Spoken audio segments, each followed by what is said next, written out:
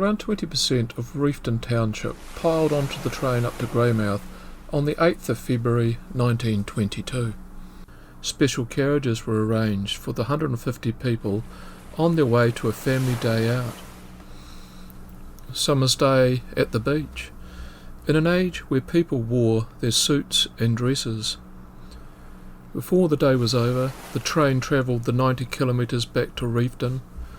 6 men would die on Blaketown Beach, in circumstances that were preventable to a large degree. To qualify as a disaster, 10 people or more are needed to have perished. In this case, the number was below that threshold, but to a small town like Reefton, the effects of the tragedy were profound.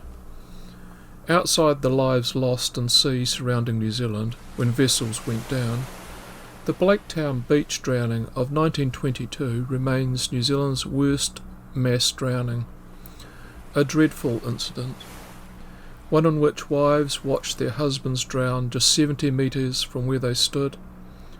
Children watched their fathers struggle and perish in the surf. Mothers prayed it was their sons that made it to shore. There was no better example of the terror and trauma that occurred on that West Coast beach than that of the Evans family. 35-year-old Henry Evans was one of those to die that day. His wife and 3 children were on the beach. You don't need me to tell you the level of trauma and distress that must have taken place in a little over an hour. This small patch of West Coast beachscape is notorious, with a capital N, even to this day.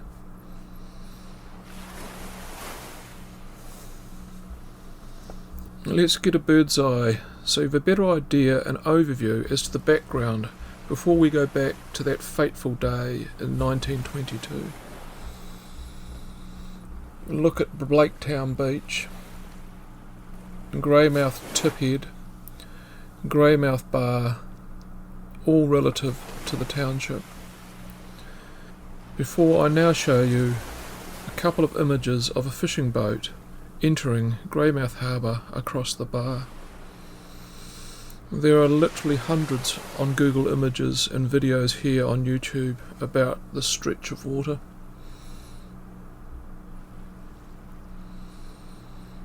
And this now hopefully gives you an idea how close you can be to safety at this location, yet so far.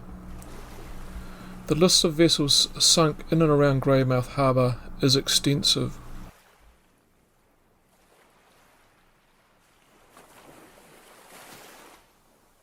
You can now also add the vessel Lady Anna in 2013 to the total,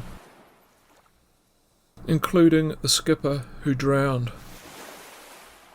This modern day tragedy in 2013 occurred as bystanders' attempts to throw him life preservers failed.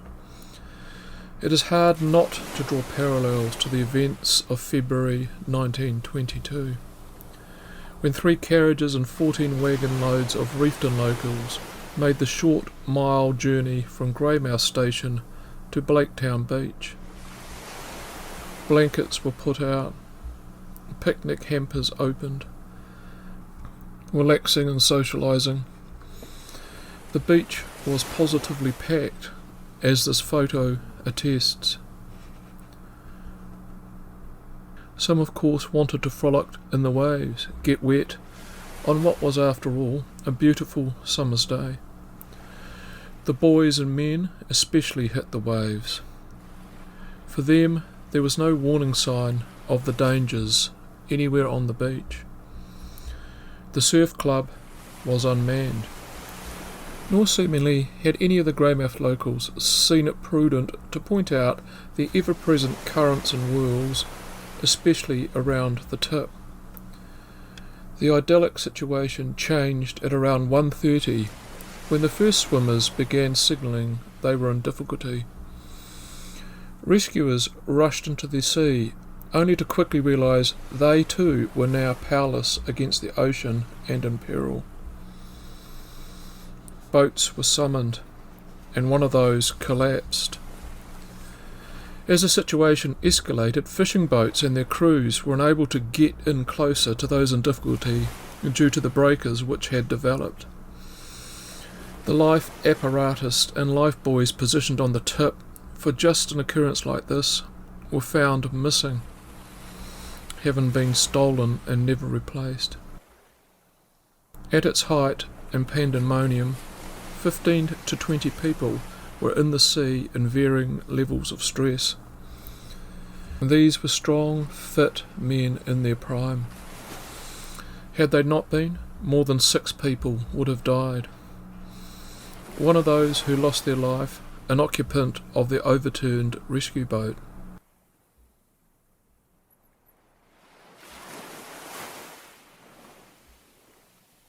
An inquest took place in which the coroner placed the blame on the lack of warning signs and the people behind the theft of the lifeline.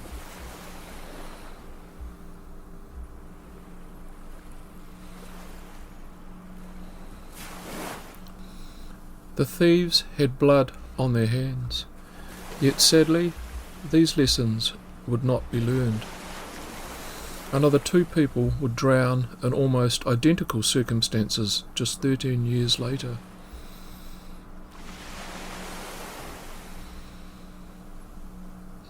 This video went up in May 2021, an opportune reminder that shortly it will be 100 years after this event occurred. I trust I have sparked the good people on the coast, or those in the know, to pay tribute to the victims a century on, by laying a wreath at 1:30 Thursday the 22nd of February 2022.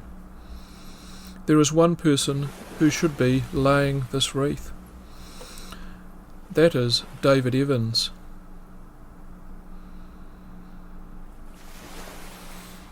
The youngster in this photo, taken when he was just 12 months or thereabouts. You see, remarkably, David is still alive, lives in Nelson, and is about to hit the ton. By the way, I've also covered a similar all but forgotten tragedy in a previous video. That's the mysterious 1959 sinking of the Holmglen. There's a link below. Remember, it is up to you, as much as me, to keep stories from New Zealand's past alive. All the best, and a special shout out to my biggest supporter who hides his identity behind the pseudonym Torch. Bye for now.